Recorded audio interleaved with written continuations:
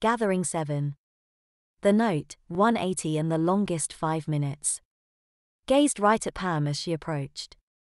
She was accompanied by Stacy and Chloe and the rest. They had come after all. This is a closed meeting, Thorne informed them. That's funny, Chloe corrected. The last I checked, the woods were college property. Did you reserve them in advance?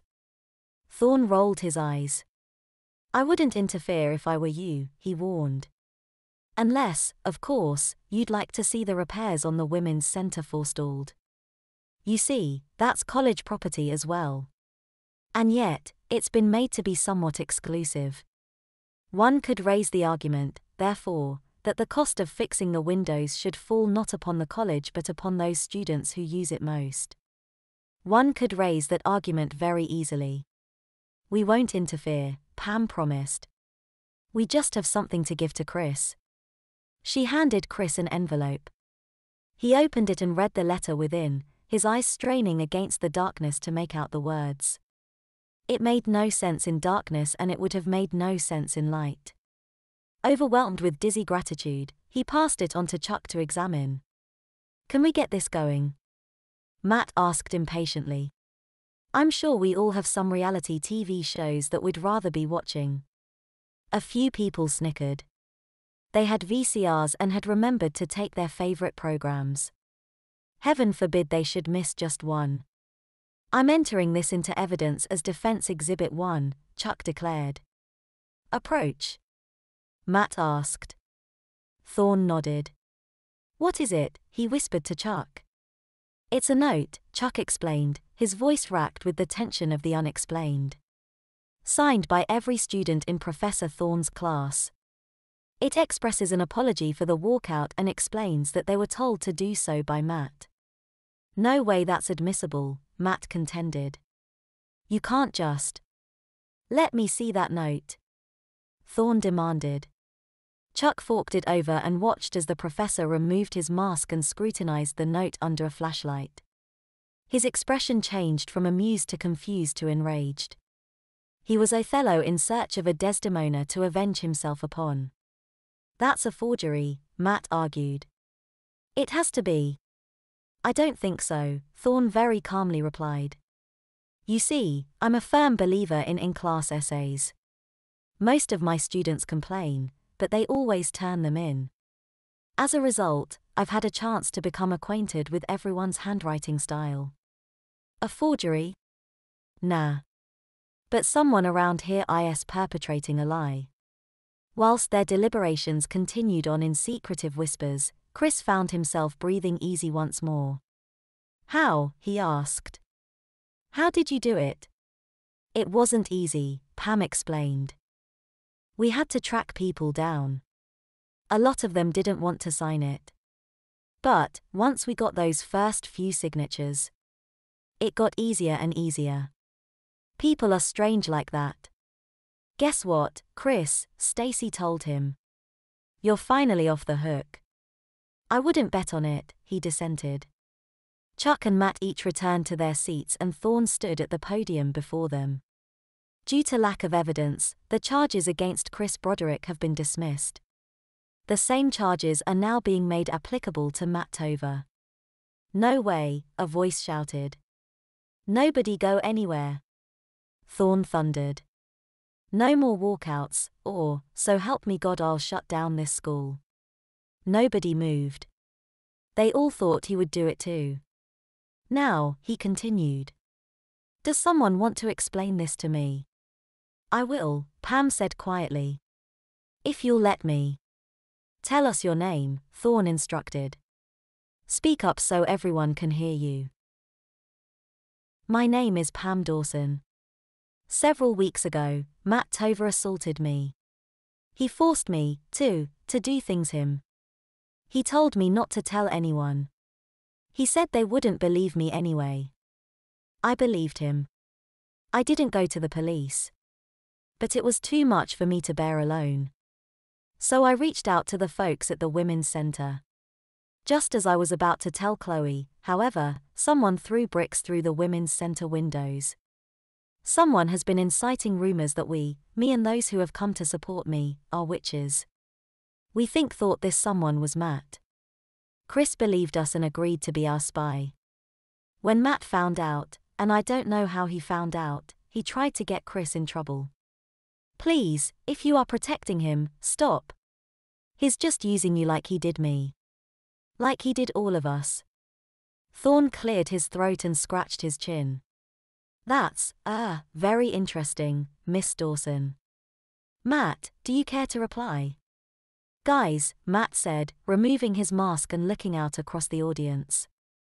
I shouldn't have to reply. This is nothing short of ridiculous. Pam will tell you that she and I were together, and could be seen together, on a night a few weeks ago, and she'd be right. But believe me, that's all that she's right about. What she won't tell you is that she was loaded that night. What she won't tell you is that she offered me a lot more than head and I turned her down. What she won't tell you is that this isn't about any alleged assault, it's about jealousy. You know the saying, hell hath no fury greater than a woman scorned? Well, I give you your scorned woman. Look, I'm not going to stand up here and preach morality. Anyone who knows me knows that I've had lots of ladies. But ask yourself, does that make me a rapist?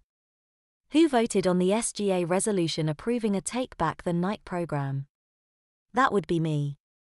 Who came up with the idea of making sure freshman girls had upper-class escorts at our mixers so they weren't taken advantage of? That would be me again. I've been for you guys for 4 years now, giving you all the max, and you all includes women. This isn't a gender thing, this is a crock and you all know it. Liar, Chris thought. Liar. He wanted to say as much, but he couldn't. He had no proof that Matt was lying. All he had were his convictions. And, while he was beyond the point of doubt, he doubted everyone else in the woods had come that far, or would ever come that far. I'm sorry, he whispered to Pam in advance. For what? She asked. She was still filled with radiant hope. Chris pitied her. Gary Thorne appeared at a loss. His ideals of order and process, of doing things right, the American way, had been plucked from him once again. This time, however, the plucker was not necessarily the liberals and the elites, but possibly a student that he had considered to be one of his own. Let's just take a minute, he urged. Let's everyone calm down and take a minute. Think this thing out and we'll reach a vote. Does that sound fair to everyone? Go ahead, Matt said. I'm confident people will do the right thing. Forget it, Chloe argued. We're going to the police. No, said Pam. Whatever they decide is fine. I don't care anymore. I just want it to end. 5 minutes, Thorne said. Then we vote. Chris looked at his watch impatiently. The countdown had begun. The ending no one liked, the lie they left behind. Ryan should have been there. His "I don't believe it" was sorely needed. He was also the only one who could have made sense of what happened. Chris was mired in the expectancy of defeat. Though not a pessimist by nature, the past weeks had hardened him. He came to expect injustice the way most people come to accept faith. Pam, meanwhile, remained hopeful that people would come to their senses and see her side of it. Chris did not know what fostered this hope. After all, had she not been just as defeated as he was? Matt, for his part, seemed unwaveringly convinced of his own innocence. What was it that George Costanza once made famous? It's not a lie if you yourself believe it. In the end, no one did believe it. Not entirely, anyway. One by one, they walked away. Thorne yelled at them to stay. You can't just walk out, he barked. You have a job to do. A responsibility. Declare a mistrial, suggested Pat, the pre-law student. Thorne, disappointed, defeated and disgraced, did just that. I think it would be best, he said to those few who remained, if we keep this under wraps. With the exception of Chloe, those who remained seemed to find this amendable. This is totally outrageous, she yelled. We are going to do something about it. You are not getting away with this. You can do what you want, said Pam. I'm done. Don't you want justice? I just wanted to be heard. Everyone knows now. Right, Matt? He didn't answer her. He didn't even look at her. He found himself standing suddenly alone. Well, he said, struggling to sound unfazed and not quite succeeding. Some people still believe me. Right, Chuck? Dude, he said, scratching his head. I don't know what to believe. I don't know for sure that you did it, but if it's all the same, I won't be going to any more of your mixers. Matt forced a chuckle. You people think you won something here. You haven't. In a year, I'll graduate and then I'm going to grad school. If I were you, Thorne advised, I'd make that year as quiet as possible. I'd make myself invisible. And I certainly wouldn't sign up for any history classes. Ever. Matt shook his head. You guys are crazy, he said, chuckling once more and walking away. Well, Thorne said, trying to regain some manner of dignity. I think we're about done here. It's not your fault, Professor Thorne, Chloe told. You were misled. Just like the rest of them. Young lady, he said sternly. Don't presume to lecture me. A moment later, he was gone as well. We did it. Stacy exclaimed. We actually did it. You rock, Chris. Chris shrugged. Hey, you came forward, not me. We couldn't have done it without you, said Pam. I still think he's getting away with it, Chloe protested. He won't, Chris argued. He's finished and he knows it. No one is going to believe him about anything anymore. That's a shame, Chuck remarked. Not what he did. If he did it, he gets what he deserves. It's just that, Matt was cool, you know. He had all the connections. I wonder who's going to step up and take his place. The girls looked at Chris. Chris looked at Chuck. Don't look at me, dude. Come on, Chris, Stacy urged. Don't you want to be class president? Or head of a frat? Or the guy that everyone turns to? Chris thought about it a moment before answering. You know what, no. Because it sounds great and maybe it starts off great, but then I wake up one day and I'm Matt, the guy who thinks he can get away with anything because people love him. No thanks. Not for me. No one questioned his decision. No one, not even Chuck, could claim they wouldn't have done the same. With their business concluded and their final gathering at an end, the group walked back to the dorms. There would be no more late-night rendezvous, no more propaganda campaigns, no more treachery pitting friend against friend. Things at last seemed poised to go back to normal, and in time they would, but it wasn't over, yet. The missing ingredient. Anything? Stacy asked. She had been working furiously at giving Chris a hand job, but he remained piteously limp. No, he replied disgustedly. I don't get it. It was only supposed to be temporary. Chris felt like crying. It was supposed to only be temporary and it was supposed to be over with. He had worn a diaper to bed the night before out of habit. When he woke up, it was wet. He had been as incapable of controlling his bladder or maintaining desire as he was when the curse was first placed upon him. I'm sure it's not permanent, Stacy assured him as she taped his diaper. Wouldn't you like that? He grumbled. Excuse me. You like treating me like a baby. Yeah, but I don't like seeing you unhappy. So then help me, he insisted. What more do you want me to do? Go talk to your little inner circle and see if any of them know why I'm still cursed. Chris, you're not being very fair. Fair, he asked, patting his diaper. Try this for 2 weeks. Is this fair? She rolled her eyes. Fine. I'm going to see if I can find anything out. But in the meantime, you'd better lighten up. I'm not going to hang out with you if you're going to be in an awful mood all weekend. I have better things to do. Cowed by her rebuke, he lay despairingly back in bed as she left to begin her inquiry. Gradually, he began to conceptualize his curse as a permanent thing. Maybe it wouldn't be so bad, he told himself. After all, Stacy would take care of him and… Oh, who was he kidding? It would be horrible. Well, he asked when she returned. Well, she mocked. Nothing. They don't know what's wrong with you. That and Pam's gone. What do you mean gone? I talked to her roommate. She doesn't know where she is. Neither does Chloe. Neither does anyone. Maybe she went home for the weekend, Chris suggested. Or not. What do you? No. No way. Come on, you don't think Matt had anything to do with this? After she exposed him last night? I'd be ever so upset if I were him. Fine. We'll go talk to Matt. But I doubt this has anything to do with him. As anticipated, Matt is less than eager to see them.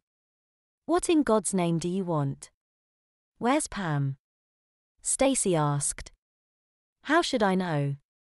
She's missing, Chris explained. Maybe she went home. She didn't, Stacy told him. So what are you asking me for? Duh, look what you did to her. Listen, you little bitch. Don't talk to her like that. Chris snapped. Look, Matt said. I don't know where she is. And I don't care. She can drop off the face of the earth. Maybe some. He froze. His skin went pale and his mouth hung wide open. What? Chris asked. Oh, he said softly. What is it? If I tell you, it doesn't leave this room. We clear? Yeah, Chris said. No way, Stacy argued. It's another trick, Chris. He's just going to spin some liane. He gently pressed his hand over her mouth. We're clear. Matt coughed and cleared his throat. He seemed more scared now than when Pam exposed him. I hired this guy, he explained. To follow her around and take pictures. You mean to intimidate her, Stacy said. To scare her a bit, yeah. I couldn't have her spreading lies about me. Lies? You? Chris again quieted her. What's this guy's name? I don't know, Matt replied. This guy I met at a bar off campus gave me his number. Said he was a real scary dude. I only talked to him on the phone and I paid him by leaving money in a certain place. We never met face to face. I guess he heard I got outed and decided to do something about it. If I had known he was like that, I never would have hired him. Well, that's really concerning, Matt, Stacy derided. Nice to know you have such an ethical concern. Look, Some psycho is probably after her because of you and you. Chris stepped between them and ushered Stacy out into the hallway. You're not helping things, he said to Stacy. This is entirely his fault and you're just going to let him get away with it? Whose side are you on? It's not about sides, he roared. These last 2 weeks have been like a war because people get caught up in their own bullshit. People like Matt and Thorne and Chloe too. Pam didn't want a war. All she wanted to do was tell her story. And now she's missing and Matt is the only person who knows even the slightest bit about it and yelling at him won't get her back. You're right, she said dejectedly. I'm sorry. He then walked back into Matt's room alone. Your girlfriend has a big mouth, Matt said. Maybe you ought to tape it shut. She's just worried about her friend, Chris said. And so am I. So, about this guy you were dealing with. Why should I tell you anything? If she gets hurt, you're going to make it look like my fault. Besides, if I open my mouth, I might be the one getting hurt. If you don't open your mouth, she might get hurt because of it. Do you really want that on your conscience? Look, man, whatever you did or didn't do, She and a lot of other people think you did it. If you want a chance to redeem yourself, then help us find this guy. Let's end this. Matt sighed. You've got balls, Chris. I'll give you that much. But I'm telling you, you have no idea what you're getting into. I haven't had an idea for 2 weeks and that hasn't stopped you yet. Fine. I'll give you his number.